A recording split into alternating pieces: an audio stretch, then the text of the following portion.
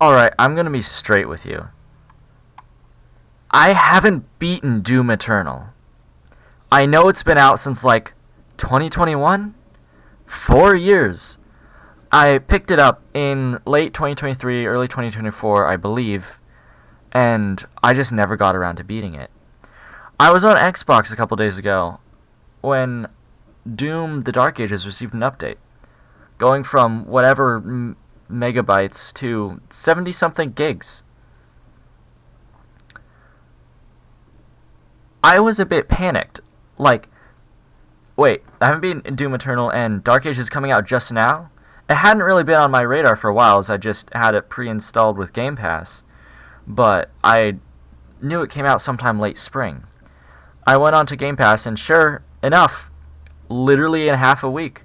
So, last weekend I sat down and I decided it was time to complete the last level of Doom and finish this eternal battle, only to start one more. This level has you walking through the streets of, well, more like the building tops and apartment complexes of some random city on Earth. So, you know, Doom Guy does what Doom Guy does, and we just start eviscerating the local population.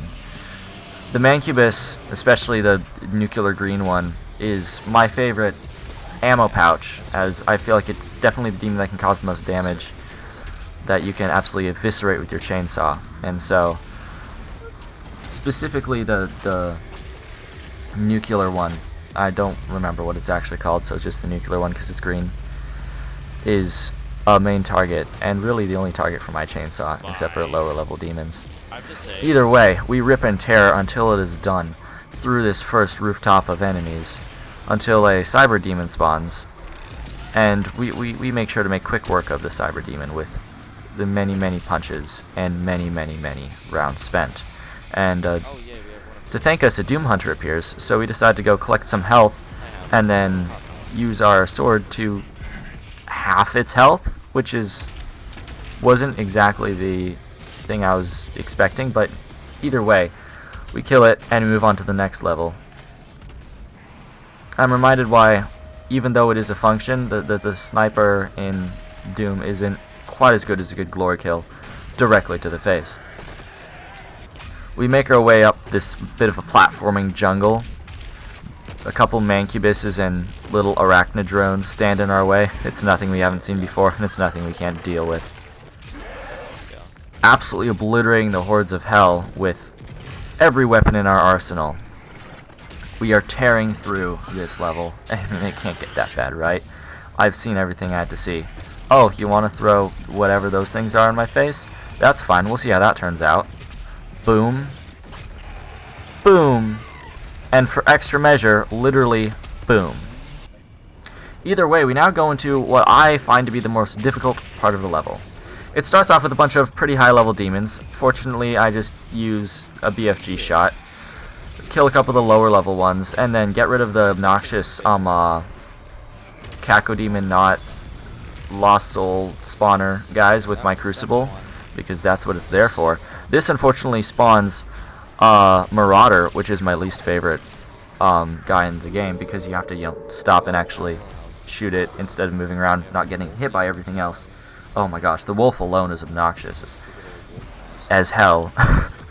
But we make sure to make quick work of our Marauder friend here, because we have bigger fish to fry. After destroying everything in that complex, the Icon of Sin walks by and just telepathically blows up the building, letting us progress to the next level. It's almost as if it wants us to succeed. Either way, we start our march down Victory Road, or Death Road, depending on how we do. And I can't help but reflect all of those demons, all of the countless shotgun shells I've spent, countless rounds of ammunition I've unloaded into them throughout Doom, Doom 2016, Doom Eternal, and bits of Doom 2, 64, and 3, is all come down to this. My skills will be put to the test, and I am by no means a good Doom player. What is wrong with my phone right now?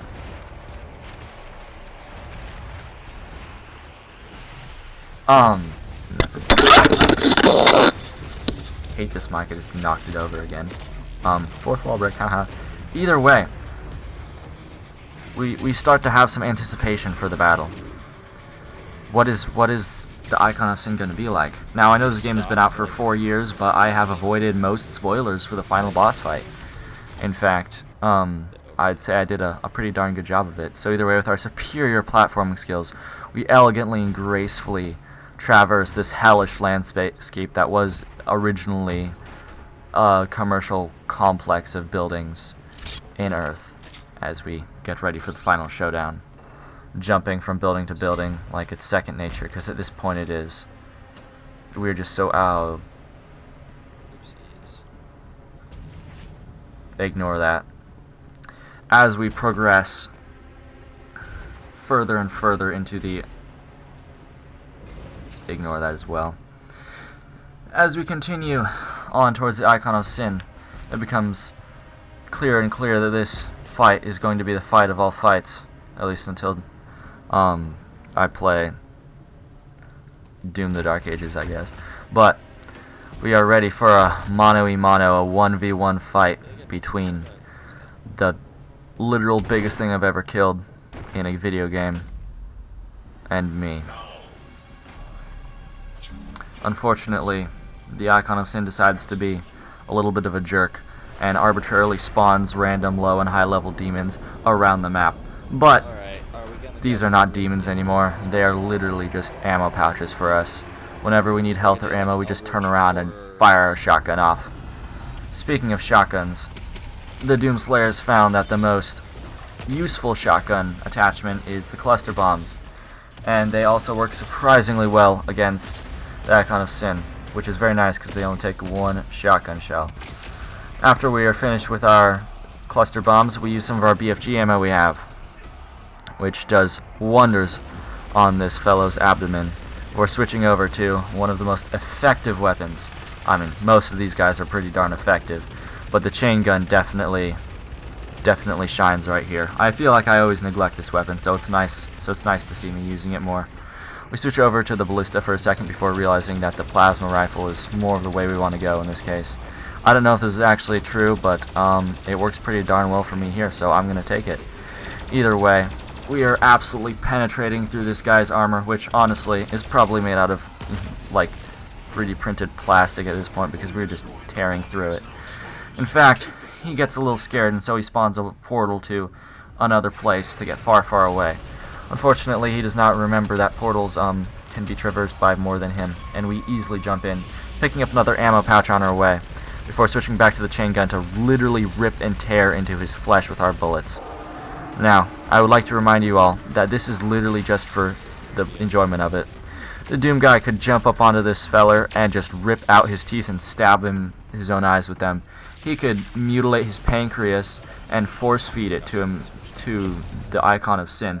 But he likes to have a good time, as most people would, and so therefore takes the extremely overpowered and yet still lacking BFG and is just decimating this Icon of Sin with every single one of his weapons in his arsenal. The Icon of Sin, of course, is in big trouble because he's about dead at this point.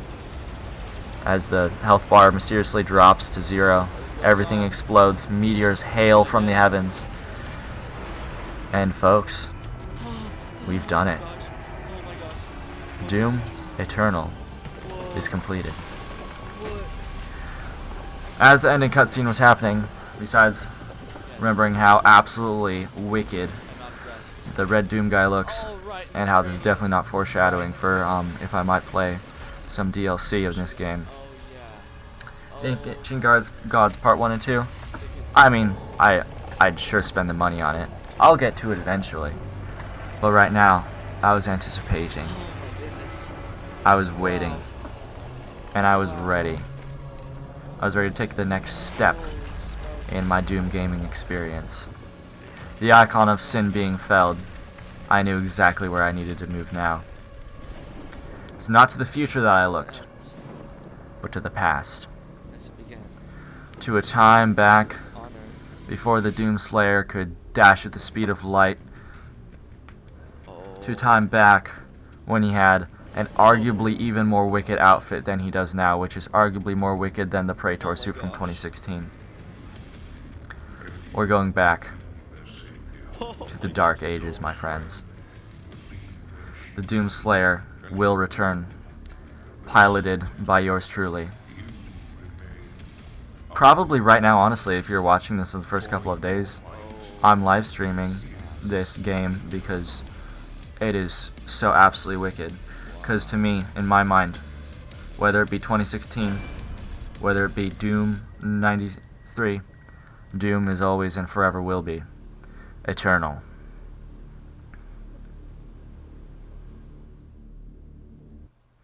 Thank you, everyone. Not just everyone who is watching this video, but everyone who made this game. Because this is one of the most fun experiences I've had. I will say 2016 and Eternal are peak games.